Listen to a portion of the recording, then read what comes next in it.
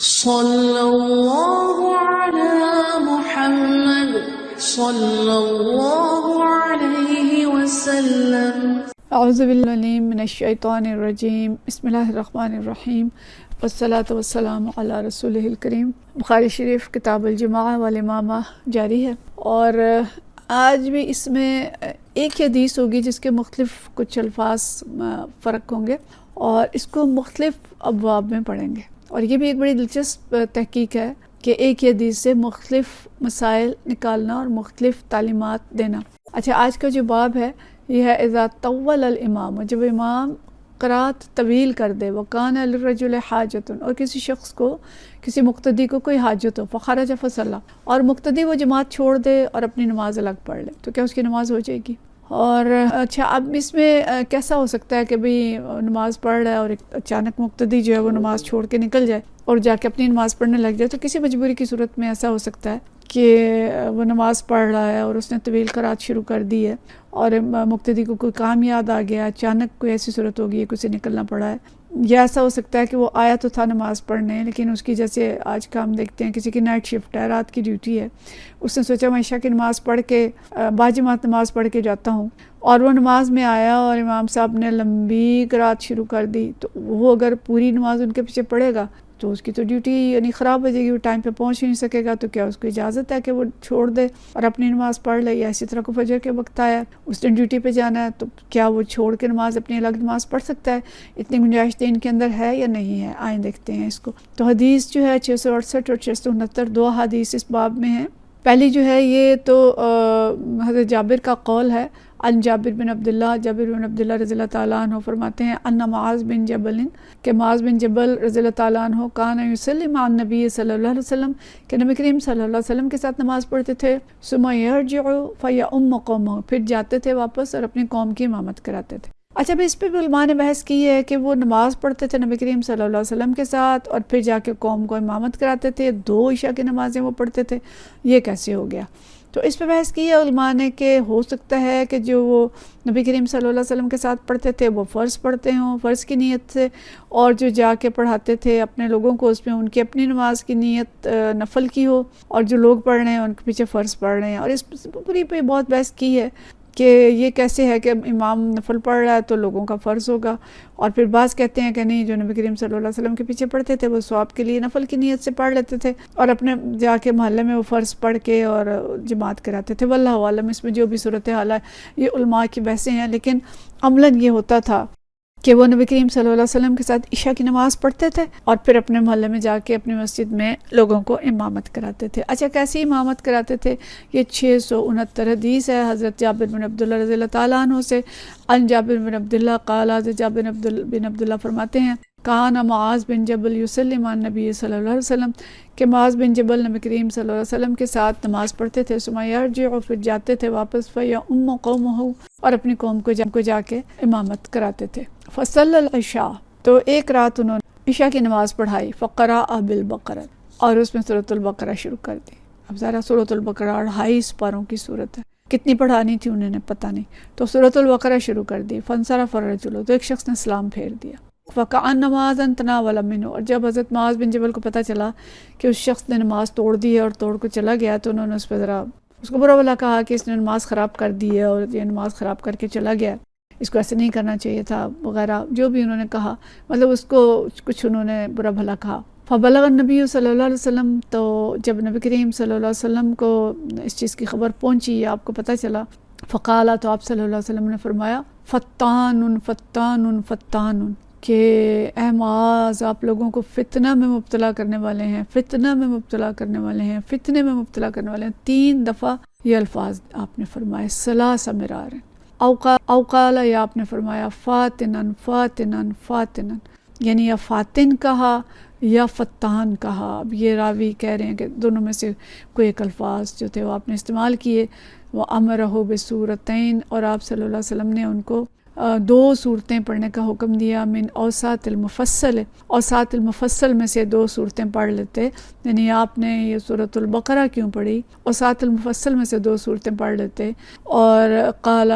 عمر اور عمر کہتے ہیں لا احفظہما کہ انہوں نے تو بتایا تھا کہ یہ 2 صورتیں کون سی ہیں لیکن مجھے یاد نہیں رہا۔ اچھا، اب یہ حدیث جو ہے بڑی اہم حدیث ہے اور اس سے ہمیں دین کی روح کا پتہ چلتا ہے کہ دین کو آسان بنایا گیا ہے، اور نماز ایسی چیز نہیں ہے کہ اس کے ذریعے لوگوں کو فتنے میں مبتلا کر دیا جائے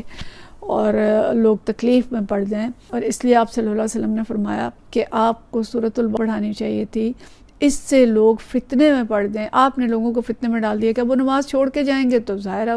ان کے لیے ایک کھٹک بھی ہوگی اور ایک آزمائش بھی ہوگی کہ وہ پوری نماز پڑھیں کہ نہ پڑھیں۔ تو آپ کو کیا کرنا چاہیے تھا کہ اسات مفصل میں سے کوئی صورتیں پڑھا دینی چاہیے تھی۔ اچھا، یہ ہمیں پتہ ہے کہ جو سورۃ الحجرات سے آخر تک جو صورتیں ہیں ان کو مفصل کہا جاتا ہے۔ اس کے بھی 3 حصے ہیں، اور اس میں سے پہلا حصہ طوال المفصل ہے، یہ سورہ حجرات سے سورہ بروج تک ہے، اور سورہ بروج سے سورہ بینہ تک جو حصہ ہے اس کو اوساط المفصل کہتے ہیں، اور سورہ بینہ سے آخر تک جو ہے اسے قصار المفصل کہتے ہیں، قصار مفصل۔ تو یہ یعنی جو مفصل قرآن کا حصہ ہے، آخری منزل ہے جو، تو اس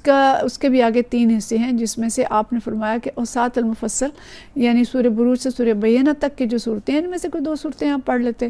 یعنی ایک رکعت میں 2 صورتیں پڑھ لیتے یا 2 رکعتوں میں 2 صورتیں پڑھا دیتے جو بھی مراد تھی، تو مطلب یہ ہے کہ یہ والی صورتیں پڑھاتے، سورہ بروج سے بینہ تک کوئی صورت پڑھا لیتے، عشاء کی نماز میں اتنی لمبی نماز نہ کریں۔ تو لوگوں کو نماز پڑھانے میں مقتدیوں کا خیال رکھنا چاہیے اور قرأت میں تخفیف کرنی چاہیے۔ آگے بھی یہ حدیث پڑھتے ہیں، پھر اس پہ ہم مزید بات کریں گے۔ حدیث یہی ہے اور باب تھوڑا مختلف ہے، یعنی حدیث اس سے ملتی جلتی ہے۔ تخفیف الامام فی القیام و اتمام الرکوع والسجود، امام قیام میں تخفیف کرے اور رکوع و سجود مکمل کرے، یعنی قیام میں لمبی قرأت نہ کرے، اس میں قرأت کم کر لے، لیکن رکوع اور سجود میں تخفیف نہیں کر سکتے کہ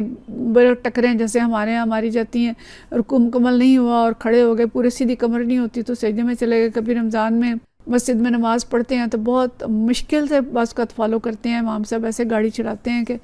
رکوع بھی پورا نہیں ہوتا، کھڑے نہیں ہوتے تو سجدہ، اور سجدہ ایک کر نہیں چکتے تو دوسرا۔ قیام میں تخفیف کی ہے تو رکوع اور سجود بہرحال مکمل ہونے چاہیے۔ تو یہ حدیث جو ہے یہ ابو مسعود یعنی عبداللہ بن مسعود رضی اللہ تعالیٰ عنہ سے یہ حدیث ہے۔ اخبرنی ابو مسعود کہتے ہیں حضرت ابو مسعود نے خبر دی ان رجلا قال، ایک شخص نے کہا واللہ یا رسول اللہ صلی اللہ علیہ وسلم کہ اللہ کی قسم یا رسول اللہ صلی اللہ علیہ وسلم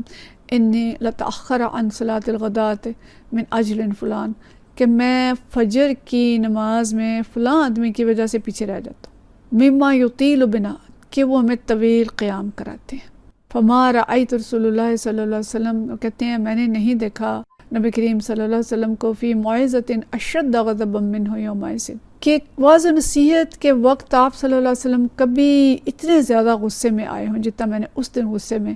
دیکھا تھا آپ صلی اللہ علیہ وسلم کو۔ ثم قال، پھر آپ صلی اللہ علیہ وسلم نے فرمایا ان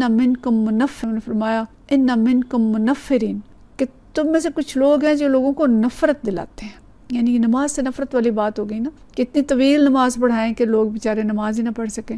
فَأَيُّكُمْ مَا صَلَّى بِالنَّاسِ، تو آپ میں سے جو بھی لوگوں کو نماز پڑھائے فَلْيَتَجَوَّزْ، تو اس کو مختصر کرے۔ فَإِنَّ فِيهِمْ الضَّعِيفَ وَالْكَبِيرَ وَالْحَاجَةَ، کہ ہو سکتا ہے کہ نمازیوں میں کوئی کمزور ہوں، ضعیفہ، والکبیرہ کوئی بوڑھے ہوں، وذا الحاجہ اور کوئی حاجت مند ہو، جیسے ہم نے پچھلی دفعہ بات کی تھی، کوئی ڈیوٹی والا ہو، کوئی ضرورت والا ہو، کسی کا سفر ہے، کسی نے سفر پہ جانا ہے، کسی نے کوئی اور کام کرنا ہے، کوئی مصروفیت ہے، تو اس کو چاہیے کہ نماز کو طویل نہ کرے۔ یہ ہے کہ نماز باجماعت میں جو قرأت ہے اس میں اختصار ضروری ہے، اس لیے کہ ہر طرح کے لوگ مقتدیوں میں ہوتے ہیں، بوڑھے بھی اور حاجت مند بھی اور بیمار بھی، تو لیکن اس صورت میں بھی جو رکوع و سجود ہیں وہ مکمل ہونے چاہیے، اور نماز وہ جیسے نا نماز کی چوری کرنے والی اور نماز کھانے والی بات نہ ہو کہ رکوع پورا نہیں تو کھڑے ہو گئے، جو رکوع سے کھڑے ہو کے پورے سیدھی کمر نہیں ہوئی اور سجدے میں چلے گئے، تو یہ مراد ایسا نہیں ہونا چاہیے۔ رکوع اور سجود مکمل ہونے چاہیے، کیونکہ آپ صلی اللہ علیہ وسلم کا یہ بھی تو ارشاد ہے نا کہ ایسی شخص کی نماز ادا نہیں ہوتی جو رکوع اور سجود مکمل نہیں کرتا، یا سنن ترمذی کی حدیث ہے کہ جس شخص کا رکوع اور سجدہ مکمل نہیں ہے اس کی نماز نہیں ہے، تو اس کی نماز ٹھیک نہیں ہے. تو اس لیے رکوع و سجود مکمل ہونا چاہیے اور امام طویل قرات نہ کرے، قرات میں تخفیف کر دے. تو یہ دین اسلام کا حسن ہے کہ نماز کی جو فکر ہے کہ نماز لوگوں کے لیے آسان کی جائے تاکہ ہر شخص باجماعت نماز پڑھ سکے، خواہ وہ کوئی ملازم ہے یا کوئی آجر ہے یا کوئی تاجر ہے یا کوئی بھی اس کی پوزیشن ہے، تو نماز وہ تسلی سے پڑھ سکے. نماز پڑھتے ہوئے اسی طرح بوڑھے اور حاجت مند بھی پڑھ سکیں، اور لیکن امام کسی کو نفرت میں مبتلا نہ کرے اور امام فتنے میں مبتلا نہ کرے لوگوں کو، اور اپنے نمازیوں کا خیال رکھے. اب یہ ذہن میں رکھیں کہ یہ فرض نماز کے بارے میں ہے. اگر نفل نماز ہے جیسے رمضان کی نماز ہے تو اس میں سب کو پتہ ہے کہ ایک پارہ پڑھا جائے گا، تو اس میں جو بھی شخص نماز پڑھنے آئے وہ آ کے اپنے اس حساب سے آئے کہ اس کو پتہ ہے کہ اس نے تراویح پڑھنی ہے، وہ ایسے کام چھوڑ کے نہ آئے کہ اس کو نماز چھوڑ کے جانا پڑے درمیان میں، یا وہ پھر بعد میں شکایت لگائے کہ جی بہت لمبی نماز پڑھائی ہے. تو یہ مراد نہیں ہے. نفل نماز اور جو قیام اللیل یا اس طرح کی نمازیں وہ پہلے سے طے شدہ ہوتی ہیں، تو ان نمازوں میں تو مقتدی جو ہیں وہ اپنی ضروریات خود مؤخر کریں گے اور اسی حساب سے نماز پڑھنے کے لیے آئیں گے. لیکن فرض نماز جو معمول کی اور روز کی نماز ہے اس میں امام جو ہے وہ مقتدیوں کا خیال رکھے گا، انہیں فتنے میں مبتلا نہیں کرے گا، انہیں تکلیف میں مبتلا نہیں کرے گا. نفرت یعنی ایسا نہیں ہوگا کہ جو نماز سے ان کو نفرت دلانے والا ہو. آخر دعوانا ان الحمدللہ رب العالمین.